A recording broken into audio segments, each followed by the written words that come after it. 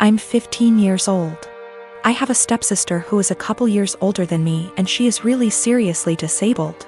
I'm not sure what's wrong with her because no one ever wants to discuss it with me, but she's nonverbal, breaks her bones a lot, and has severe epilepsy and will have many fitting episodes.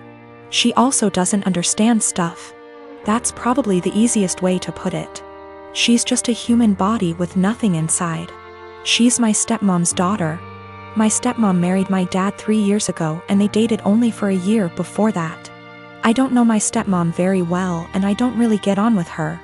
We are respectful to each other, but I'm basically living with strangers because she's so busy with her daughter and my dad. I am always on my own and I used to hate it, but I'm used to it now. Ever since they moved in to live with us, life changed drastically for me because all the care now revolves around my stepsister. That's fine, I get it. But both my stepmom and my dad ask me to do things for my stepsister that I don't want to do and I resent doing. Stuff like staying home when I want to go to the mall with my friends. They're disappointed that I don't get her anything for her birthday with my very limited funds, etc. My own mom passed away when I was small, so I can't go and stay anywhere else, and all in all I'm just a lot more angry than I used to be, because they seem really disappointed whenever I say I don't want to do anything for her. Even stuff like feeding her, like I don't want to sit there feeding her banana pudding and wiping her drool. I didn't ask for this. Anyway, she recently fell a few days ago and had a seizure for 8 minutes. She was taken to hospital and the doctors want to keep her in and look after her. I don't want to go and visit her. I remember seeing my mom in hospital before she died and I just hate hospitals and I sort of hate my stepsister, and I just don't want to go and visit someone who doesn't even know I'm there. My stepmom is really upset with me and so is my dad. They haven't yelled at me or anything, but they are both being super cold towards me because I don't want to visit. My grandma who lives in Canada called me about the blue and told me it was okay. And I don't need to force myself to go to the hospital, so I'm assuming my dad has told her I'm refusing to go. He keeps pleading with me, but I keep telling him I'm not doing it. I told him hospitals remind me of mom and he got even more upset and said my stepsister might die and I need to stop being so selfish towards my stepmom. My sister is 30, I am 22. 10 years ago, my sister had a miscarriage. Obviously, it was devastating for her and the whole family and it took her a couple of years to fully heal from it.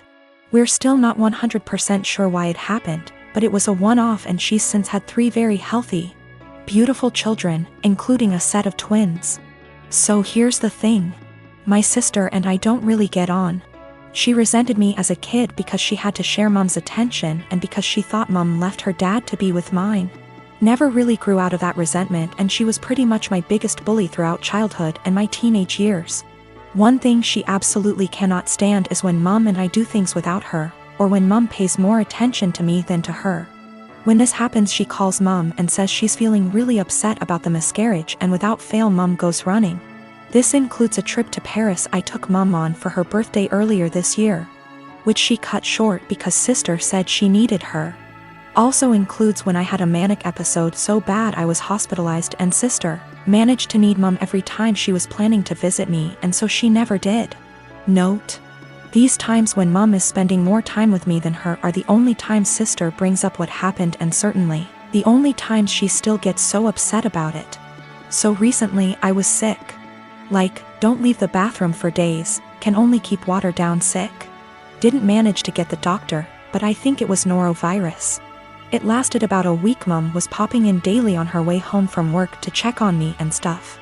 On the last day of being seriously unwell, when I felt I could eat again, mom offered to make me some soup while she was there, which I accepted. She was halfway through making it when sister called her saying she was upset about the miscarriage and she told me I'd have to finish it myself because she had to go. I didn't say anything to mom and I finished making the soup. But I sent my sister a text saying she really needs to stop bringing it up for attention because she can't bear me getting some instead.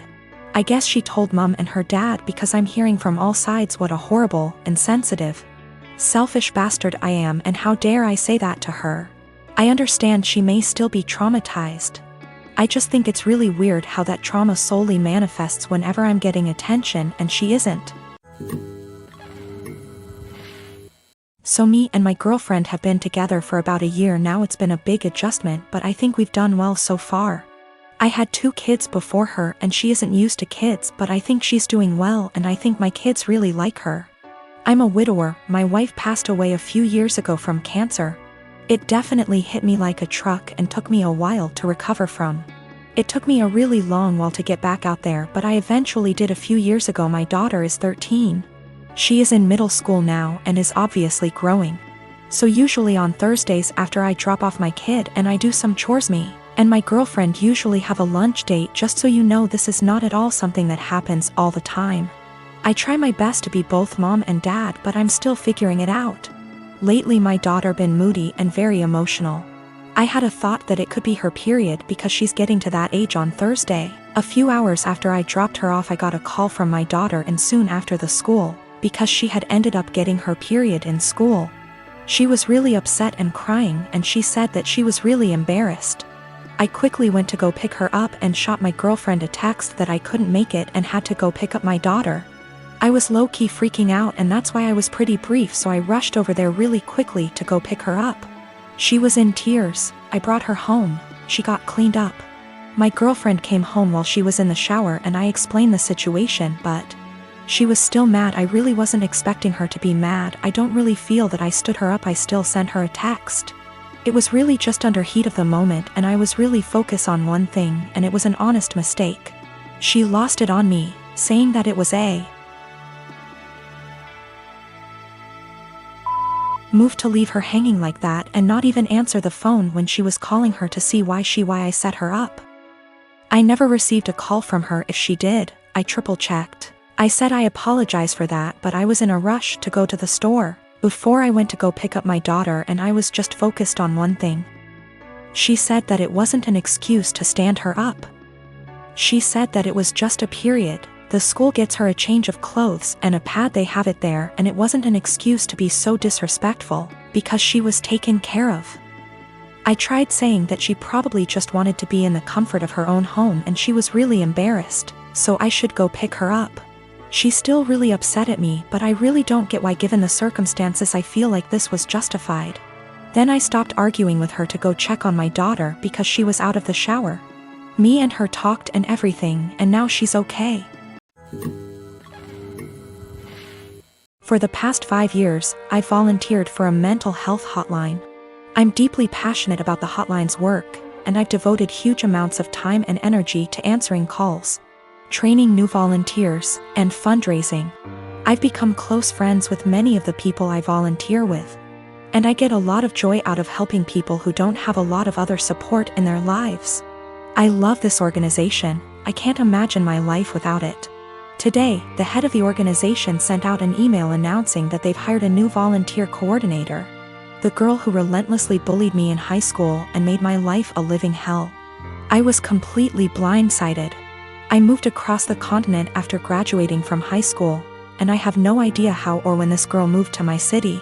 I doubt she applied for this job to deliberately antagonize me, since we've had no contact since graduation and all volunteers are anonymous. So it's just a terrible coincidence. But it still means I'm going to have to be working with a person who was unbelievably cruel to me. I really don't know what to do. Obviously, all of this was a long time ago, and it's possible she's cleaned up her act since high school. But I still hate the idea of even being in the same room as this girl. I've had her blocked on every platform for, wow, over a decade now. It looks like my only options are to A, tough it out and deal with this person coming back into my life, or B, quit the hotline after 5 years of service. I went for my regularly scheduled afternoon shift at the hotline, and the girl just happened to be there for some kind of orientation. I wasn't expecting her to be there, so I initially just kept my head down and ignored her. A little while into the shift, she came over to introduce herself, and genuinely didn't seem to recognize me. I've cut my hair and gotten glasses since high school, so that could have been it. It was a very brief interaction, and I didn't say anything to her in return, just nodded and smiled. After she left, I asked my shift supervisor if I could speak with her privately. I followed some of the advice here, just letting her know that I have a history with this person and I'm not comfortable working with her directly.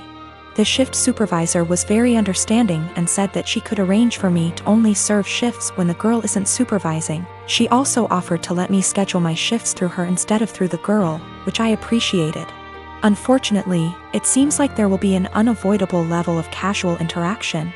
Given that the girl is working in the facility on a full-time, 9-to-5 basis. I think I'll be able to stick it out for now, but we'll see. The shift supervisor did ask me what I wanted to tell the girl. Vis-a-vis an excuse for my not wanting to be on shift with her, but I couldn't think of anything to say. So I left it up to her.